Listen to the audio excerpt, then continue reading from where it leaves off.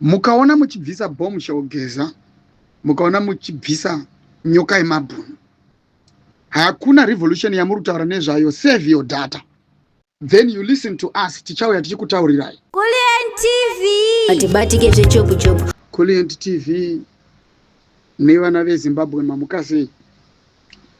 Nhasi ndauya pano ndikuda kuti nditaure zvinoda vanhu nezvisingade vanhu. Hapazi pese paunongotaura zvinhu zvekugonera vanhu, nekuti pane zvese zvinotaurwa kune vanozvitambira nevanozvida, kozoita vanhu tsingazvitambire vasingatozvide. Ndo zvazvakagara zvakatoita, ndihwo upenyu hwacho hwatiri kurarama. Chekutanga Kulient, ndakapedzera kutaura newe pane madays pamusoro pezvenyaya dzandinoda kuti nditaure pana panhasi. Ndichiti inini regedza ndimbomira. Inene ndinoda kuti nditaure mashandiro andiri kuita muno murevolution. Revolution yababa Geza, revolution yababa Geza ndo yandinomiririra inini.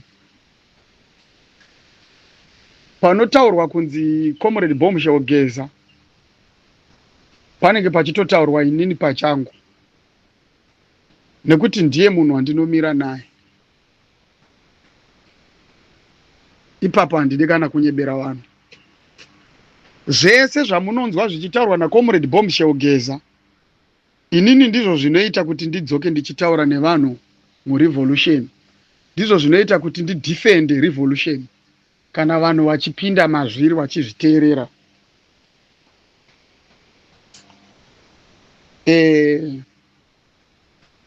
Ndakazonyanya kuva more talkative pasocial media, kunyanya kubva pakasungwa general wangu Comrade Nyoka Yemabhunu. Saka handitaure futi zvinhu zvisingadiwe nemukuru wangu inini Comrade Nyoka Yemabhunu. Makomrade anouya tinombofamba tese here and there, asi ndine nguva dzekuti kana zvichinge zvaakurema ndinotsvaga information direct kuna Nyoka Yemabhunu. I'm very sorry nekukudzai izvinhasi. Saka kune vanhu vanoda kunzwa nekunzwisisa pamusoro penyaya nemastages ezviri kuitika pamusoro pemaererano nerevolution, zvinenge zvichibva mumazwi anenge achida kutaurwa naComrade Nyoka Yemabhunu, hazvireve kuti ndiri ndega, asi ndiri mumwe wekuti kana mukanzwa achitaura zivai kuti this has something to do with Nyoka Yemabhunu. Nekuti kumberi kwangu kune macommanders akanzi ndiyo mouthpiece inotaura pamusoro pezverevolution inotungamirirwa naComrade Nyoka Yemabhunu.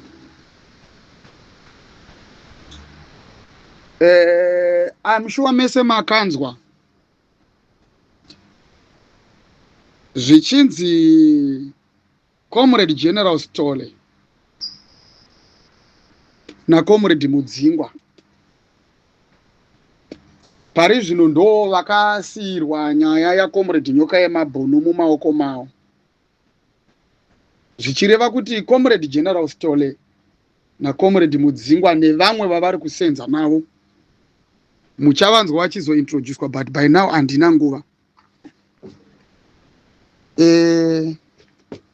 Vanhu ivavo ndo vari kushanda naComrade Nyoka Yemabhunu mune inonzi Geza Revolution. Ndinoda kuti vanhu munyatsonzwisise zvakanaka. Inini vanhu ivavo ndo vandiri kusenza navo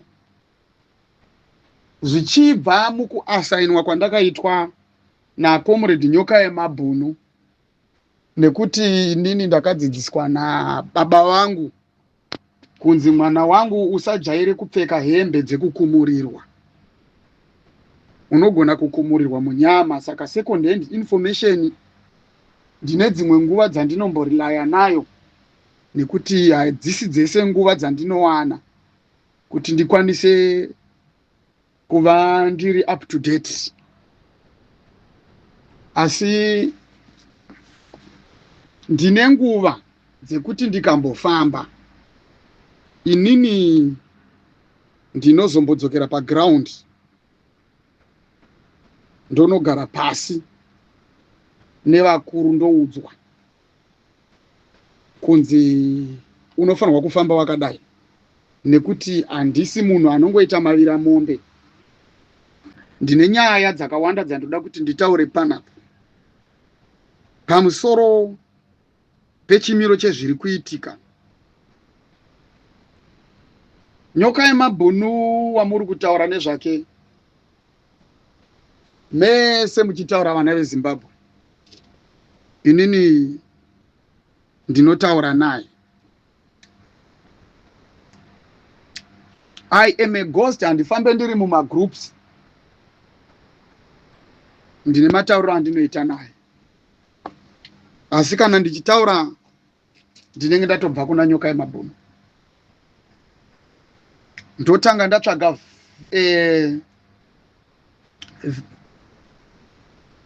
permission kumacommanders angu, kana kuti sometimes ndinotanga ndaona kuti izvi zvandoda kuti nditaure izvi hazviite here kuti tizopedzisira taakunetsana pamberi pevanhu isusu tichizviti tisu vatauriri verevolution. Saka ndiri kutadzira vandinoteverera pasi pavo vakanzi ivo ndo vari kumberi murevolution, nekuti munzira dzemasoja hatitarise zera rekuzvarwa, hatitarise kusimba, hamushande mhasuru, munoshanda inonzi discipline.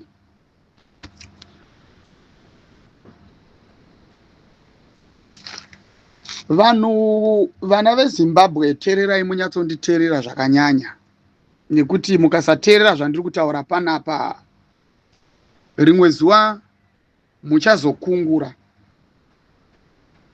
Hakuna revolution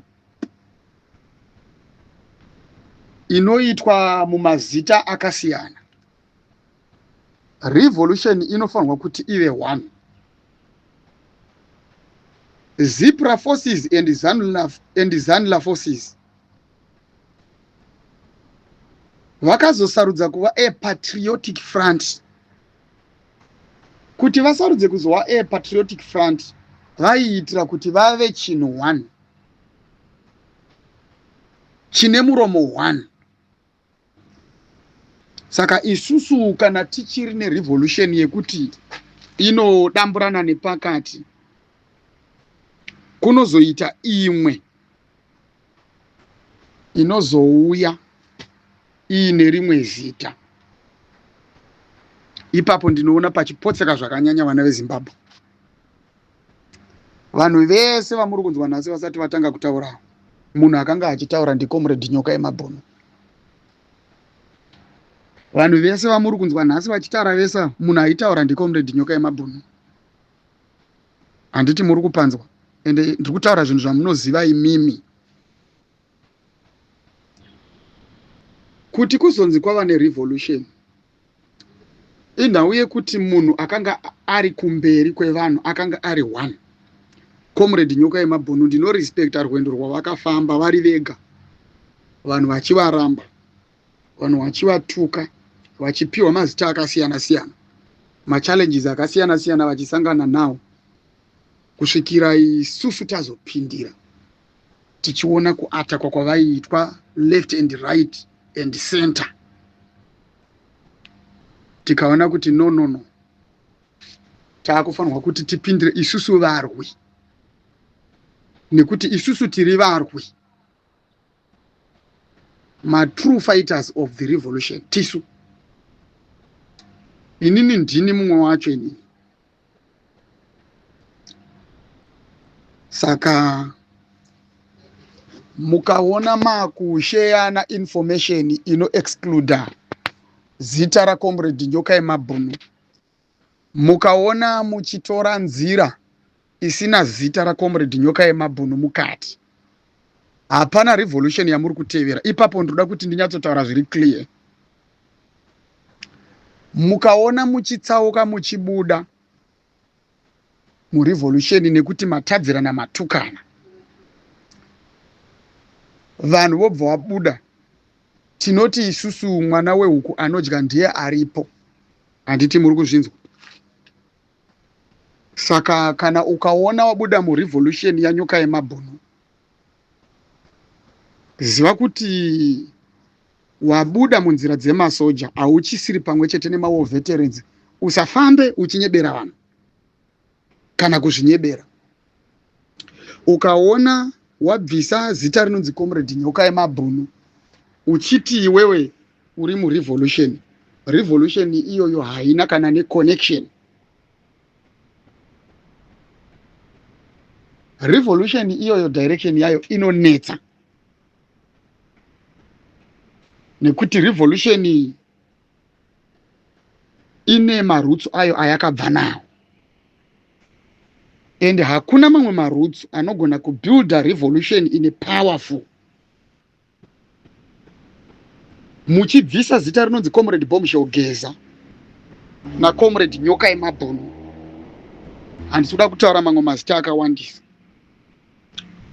Mukaona muchiti imi mune revolution yenyu imimi inotuka Comrade Bombshell Geza, vana veZimbabwe, zviri nani zvenyu kuenda kumusha munorima. Garai zvenyu manyarara, musatambise dhata renyu. Mukaona muchirasa Nyoka Yemabhunu, marasa Comrade Bombshell Geza. Saka garai zvenyu masevha dhata renyu. Musazvinetse zvenyu nekuuya panapa paintaneti muchitaura, nekuti hapana zvamunenge muchitaura. Zvamunenge muchitaura munenge muchileader vanhu to no direction. Saka ndiri kukumbira vanhu, regedzai kurasa vanhu nenzira yakanaka. Handisi kuda kuti tizodzoka panapa taakuita zvedhirama pano. Zita rinonzi Nyoka Yemabhunu, handisi kuda kuti vanhu vauye vachiri senzesa sekunge clash stage yamunoita kumaZim dance halls iyaya, yekuti vanhu vanenge vachiimba nziyo dzekudhisana. Apa ndakunyatsotaura neyouth, munonyatsondinzwisa zvandiri kureva. Hatisi kuita izvozvo panapa. Nyaya inonzi revolution, don't turn it into a drama thing. You need to be very much careful. Nekuti kana maakuita zvinhu zvamuri kuita izvi, muri kutamba nemwoyo yevanhu vakuru. Murevolution umu tina ana baba vedu naana amai vedu, tine madzikoma edu, tine vanin'ina vedu, tine hanzvadzi dzedu. Tinofanirwa kuti tivarespecte vanhu ivavo. Handiti mazvinzwa vana veZimbabwe? Saka ukauona uchiuya pano uchitaura nyaya dzekuda kutsvaga kuenzanisa mapowers nemaspichi, kana kuda kutsvaga nyaya dzatisingade murevolution, like kufosa kumanikidzira kutaura nyaya dzemaopposition parties kana kuti nyaya dzemaparties, ziva kuti hauzi murevolution. You have nothing to do with the Comrade Bombshell Runes Ugeza. You have nothing to do with Comrade Nyoka Yemabhunu. Assignment yakapiwa Nyoka Yemabhunu ndeye kuva a mouthpiece yekuti ataure achimirira revolution achiudza vana veZimbabwe kuti batanai. Hatisati tachinja theme iyoyo murevolution. Handiti muri kupanzwa. Mukupesana kwemacomrades, kana munhu ukaona kuti waremerwa mumwe comrade ataura zvinhu zvinoratidza kuti haasi kunzwisisa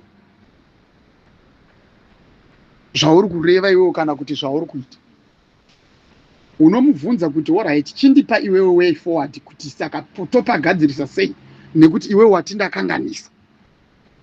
Hauramwe, haurambe. Mwana akaramwa musha akatiza musha, zvaanosangana nazvo kunze uko zvinenge zvakunzi ndezvake. Saka vese vanhu vari kuramba Comrade Nyoka Yemabhunu, zvamuri kuita muri ikoko zvinonzi ndezvenyu. Handiti muri kuzvinzwa. Inini chinhu chandoda kukurambidzai ndechekuti panapa hatisi kuda kuti iite stage yekudhisana. Ngaisaite battlefield yemashoko zita rinonzi Geza Revolution. Geza Revolution is not a battlefield yemashoko yekutukana panapa. Ndoda kuti ndinyatsotaura zvakanaka zvinoita kuti vanhu vese vanyatsonzwa, kuvanhu vakuru nevana vadiki. Saka ndoda kuti ndikuyambirei pane zvamuri kuita izvi kuti maakurasika. Mumagroups menyu mese ndirimo. I told you that I am a ghost. Zvamuri kuita zvese muchitaura zvese izvi, muri kutukana zvese ndiri kukunzwai, muchitukana over mazita ana Comrade General Stole, ana Comrade Mudzingwa. Ivo vari kutaura kana kuti vari kumiririra nyaya ya Comrade Nyoka Yemabhunu, of which that is not necessary. Comrade Runes vanodisappointika stereki kana vakaona vana veZimbabwe tichiri kuita zvinhu zvakadai. Zvamanga muchida kuti zviitike imimi hazvigoni kuti zvizoitika, nekuti imimi ndimi mega muri kuzvidzosera kumashure.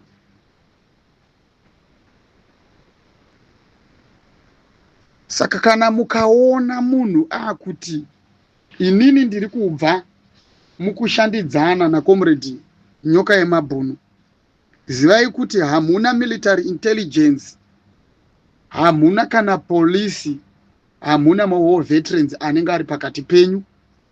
Revolution yenyu imimi munofanirwa kuti muzobvunza vakuru venyu avo vari kukuudzai kuti ko wamuri kuti vakuru ndianani, nekuti isusu vakuru vedu ndiana Comrade Bombshell Runes Ugeza na general wedu Comrade Nyoka Yemabhunu netimu yavanoshanda nayo inoshanda muground ichigadzira weapon yatichasenzesa isusu patichazodaidzirwa tichipiwa special announcement na Comrade Bombshell Ugeza kunzi vana veZimbabwe poto yenyu yaibva, chiuyai mudye. Handiti muri kuzvinzwa. Saka handiri kutaura mazwi angu zvakanaka, handina munhu wandatadzira. Macomrades ese ataisenza nawo neatiri kusenza nawo, as long as vanhu vachiri kutaura speech inoti revolution mumiromo mavo, zvinoreva kuti vanhu ivavo vachiri murevolution, vachiri munzira. Saka dzokai kumusha, dzokai pane vamwe murevolution. Tifambidzane, tigadzirisane, tichitaurirana, tichigadzirisana nyaya dzedu. Nekuti izvo zvamaakuita izvo maakuita kuti vamuri kuti vakuru muzovabvunzwa kuti ndivanani vakuru vamuri kureva nemazita avo, nekuti muchazobvunzwa nevane vakuru kana kuti nevari kutaura nevakuru. Munozogona here kuzotaura vakuru vamuri kuti imi mune vakuru behind. Saka ngatifambei pamwe chete, hatidi kuita setinonyadzisana. Ndaramba kuti revolution is not a battlefield. Ndakati revolution is not a stage ye-entertainment. Saka we are not there to form or to create a drama in the name of revolution. Handiti mapanzwa wana weZimbabwe ndinoda kuti nditaure zvakanaka. Ndati inini mazwa andiri kutaura special assignment yandakataura naComrade Nyukai Mabhunu. Inini ndine access yekuti kana zvichigona ndinogona kutoti nditaure navo kana izvozvi pandiri panapa. Vari mukati imomo mamunoti havataurwe navo. Saka ndichiti handidi kuti muzive face yangu, handidi kuti muve shamwari dzangu, ndinoda kuti muve hama dzangu. Handiti tiri kunzwisisana. Saka kana muri hama dzangu imimi hatina nguva yekutamba tese, nekuti muri hama dzangu. A relative is not a friend. Saka handina nguva yekuti ndikutambisire imimi sehama dzangu, nekuti ndikatadzira imimi muri hama dzangu imimi ndinenge ndazvitadzira inini at the same time. Saka ndiri kurespekta ana baba vangu vari murevolution nana amai vangu vari murevolution, nyika yese yeZimbabwe. Ndichiti musanyeberwe nesu vana tichitaura zvinhu zvisina zita raComrade Nyukai Mabhunu naComrade Bombshell rinosigeza. Revolution isina mazita iwayo ari tu, haina ruchengetedzo kwamuri imimi.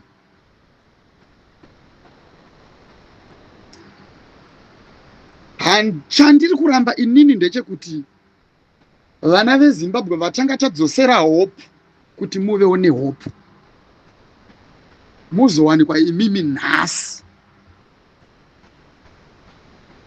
Magzoti after all this time long muri murevolution muzowanika maakuti ko vari kumberi kwedu zvavariwo vari kushandidzana nevanhu vatisingade kusenza navo. Hakuna revolution inobudirira kana musina rutsigiro rwema veterans, nekuti ivo ndivo vane vision yekwatiri kuenda.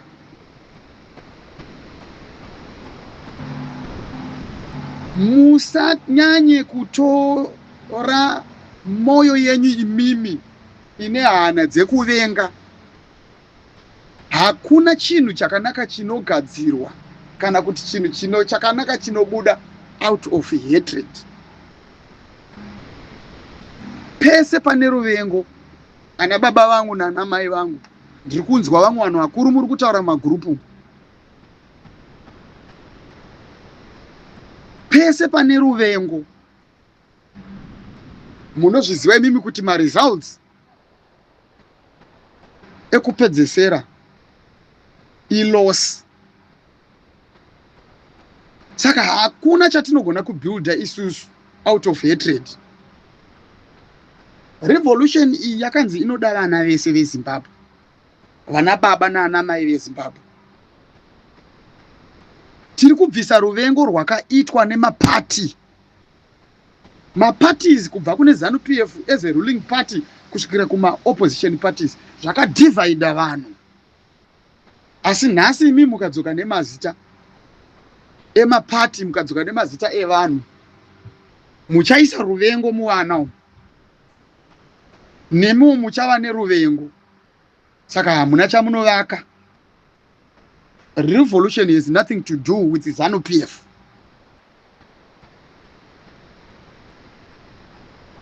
Rekedza ndidzokorodze ndati revolution has nothing to do with ZANU-PF. Kune vanhu vakawandisa stereki vane mazita nemazita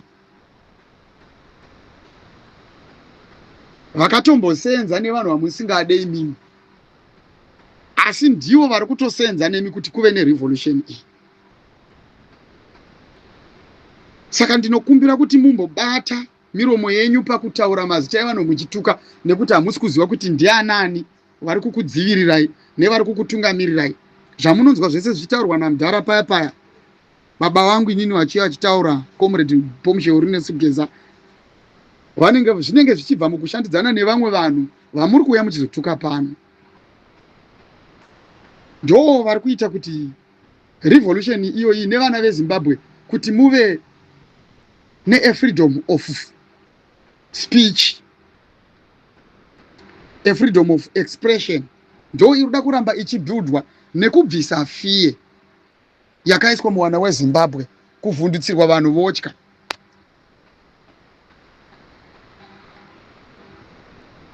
Isusu tatojaira kutoti maabductions anoitwa, saka tikadzwa kuti pane munhu abductwa, tinogona kana kutoregedza kutotaura nezvazvo,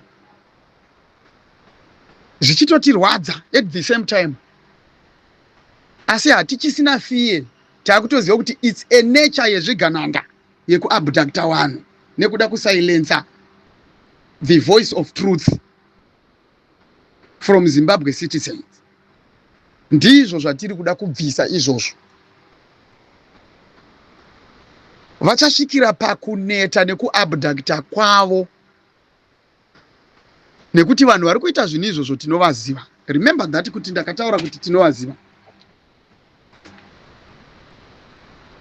Handiti mazvinzwa. Saka ndiri kuti please,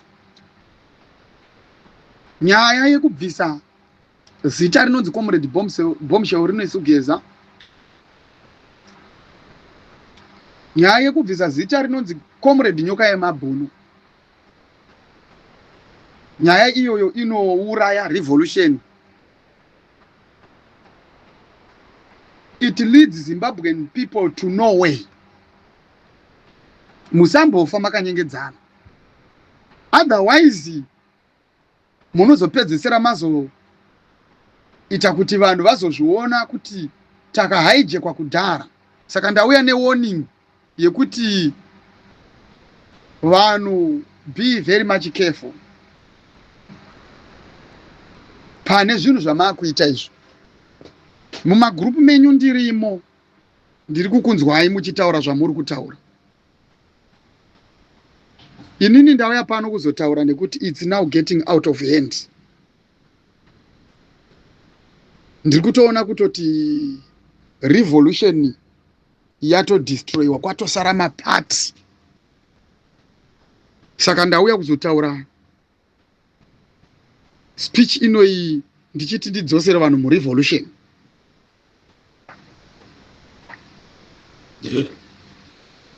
Saka pane munhu aroda kuti azotaura pamusoro pezverevolution, unofanirwa kutaura pamusoro pezverevolution yekubatanidza vana veZimbabwe. Unofanirwa kuzochenjerera kuti hausi kushora here kana kutuka mazwi andiri kutaura panapa, nekuti zvichazopedzisira zvaakuzokuratidza kana kuzokusiya wava munhu anonyara. Tine vamwe vanhu vari kunyara, havachauye kuzotaurisa panapa, vataitaurira chokwadi. Nekuti ukatuma munhu akaita seni kuti ndikunange, inini handitye kukutaura nezita rako kana zvichiwetha kuprotecta revolution. Handiti mazvinzwa. Saka mazwi amuri kutaura mese out there,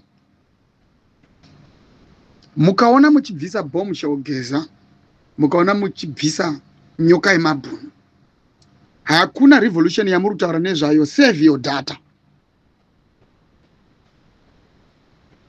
then you listen to us, tichauya tichikutaurirai. Mazita andamenshena izvozvi handisina kumenshena. Don't come back to me muchindibvunza kuti sei usina kuvamenshena, nekuti mafacts andataura mukati meaudio iyi anokuratidzai kuti sei ndisina kutaura nezvemazita andisina kutaura nguva inoi.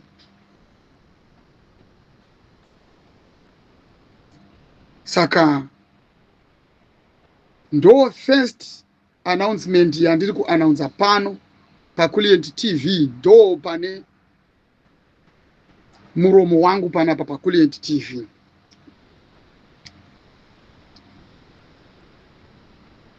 Ndinokutendai ana baba vangu na ana amai vangu, madzikoma angu nevanin'ina vangu. Ndiri kutenda macommanders angu nemakomrades ese ari murevolution. Ndinokutendai mese vana veZimbabwe. Asi iyi message ndo yatokutaurirai zviri paground sevanhu vakuru.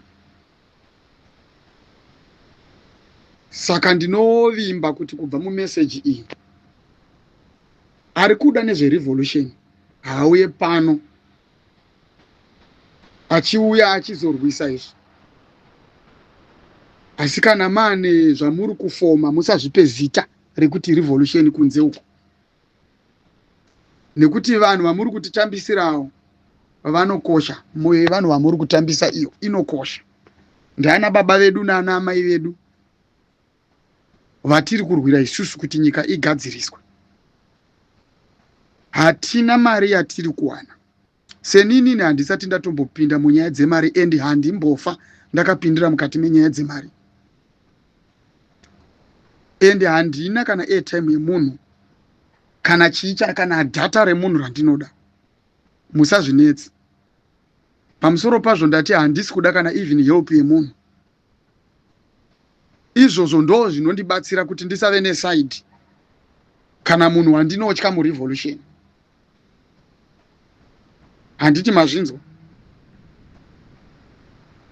Saka handisi kutaura ndichiti ndiri kutya munhu. Handisi kutaura ndichiti handisi kutya munhu. Inini ndiri kutaura zvinhu izvi nekuda kwerespect yandinayo, nekuti inini ndiri comrade ari well trained. Ndinoziva zvekutaura nezvekusataura, uye ndinoziva nguva yekutaura zvandinozotaura. Maita basa.